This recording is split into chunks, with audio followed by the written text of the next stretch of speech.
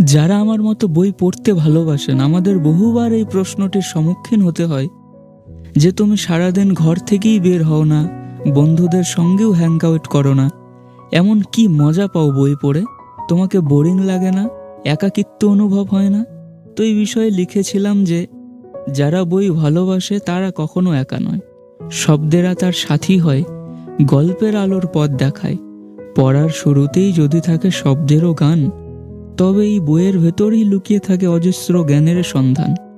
যখনই উল্টে যায় বইয়ের পাতা, মনের জানালায় আসে শুধু আলো আর কথা। কি জীবন যখন প্রশ্ন করে বই তখন উত্তর দেয়, জীবন যখন প্রশ্ন করেই বই তখন উত্তর দেয়। নীরব পৃষ্ঠার ভেতরেই হাজার গল্প বয়ে যায়। বইয়ের ঘ্রাণে রয়েছে শিশিরও ভেজা ভোরেরও গান, কি বইয়ের ঘ্রাণে রয়েছে শিশিরও ভেজা ভোরেরও গান।